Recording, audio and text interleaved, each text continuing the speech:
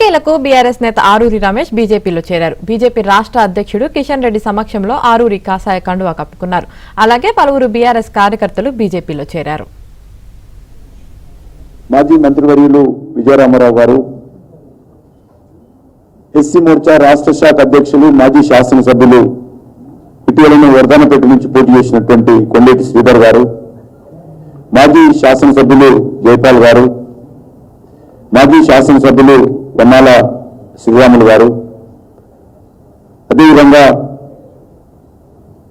ఇక్కడ వచ్చినటువంటి జిల్లా పార్టీ శాఖ అధ్యక్షులు వరంగల్ గంటా రవికుమార్ గారు, వరంగల్ జిల్లా అధ్యక్షులు, దశమంత్ రెడ్డి గారు జనగాం జిల్లా అధ్యక్షులు, నిషీధర్ గారు భూపాలపల్లి జిల్లా అధ్యక్షులు, అదేవిధంగా ప్రదీప్ రావు గారు వరంగల్ బీజేపీ అభ్యర్థిగా ఇటీవలే శాసనసభ పోటీ చేశారు పెద్దలు, డాక్టర్ కాళీప్రసాద్ గారు పరకాల నుంచి పోటీ చేశారు, రామ్మోహన్ రెడ్డి గారు పాలకుర్తి నుంచి పోటీ చేశారు, ఇంకా అనేక మంది పెద్దలు రాజమౌళి గారు, విజయచంద్రారెడ్డి గారు, సమ్మిరెడ్డి గారు, దేవేందర్ రెడ్డి గారు, రంజిత్ గారు, ప్రభాకర్ గారు, రాజేశ్వర్ గారు, సత్యపాల్ గారు, ఇంకా అందరి పేర్లు తీసుకోవడం లేదు.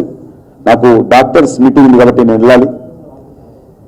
వచ్చినటువంటి పార్టీలో చేరినటువంటి వాళ్ళందరూ కూడా రాష్ట్ర పార్టీ తరఫున హృదయపూర్వకమైనటువంటి స్వాగతం పలుకుతా ఉన్నాను. ఈరోజు దేశంలో మన రాష్ట్రంతో సహా నరేంద్ర మోడీ గారి నాయకత్వం పట్ల, భారతీయ జనతా పార్టీ పట్ల ఒక సానుకూలమైనటువంటి వాతావరణము దేశంలో ఉంది.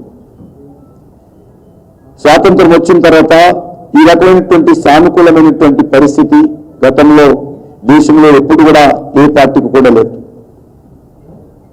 అందులో మూడోసారి, మొదటిసారి 270 స్థానాలు ఉంటే రెండోసారి 302 స్థానాలతో నరేంద్ర మోడీ గారు ప్రజల యొక్క ఆశీస్సులతో బలాన్ని పెంచుకోవడం జరిగింది.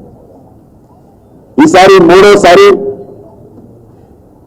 370 స్థానాలు భారతీయ జనతా పార్టీకి స్వతంత్రంగా రావాలని, ఎన్డీఏతో భాగస్వాములతో కలిపి 400 స్థానాలు రావాలని ఏదైతే ప్రధానమంత్రి గారు కానీ, భారతీయ జనతా పార్టీ కానీ, దేశ ప్రజల ఆకాంక్ష కానీ లేదు మనకు తెలుస్తాం. ఈ రకంగా మూడోసారి మెజార్టీ పెంచుకోవడం అనేటువంటిది మరి ఒక దేశ చరిత్రలోనే మొదటిసారి అనే సందర్భంగా మనం చేస్తాం. నరేంద్ర మోడీ గారి నాయకత్వంలో అనేక రకాల విధానపరమైన నిర్ణయాలు తీసుకున్నాం. దేశ ప్రజల సంక్షేమం కోసం కృషి చేస్తా ఉన్నాం. దేశంలో ఉన్నటువంటి అనేకమైనటువంటి కీలకమైనటువంటి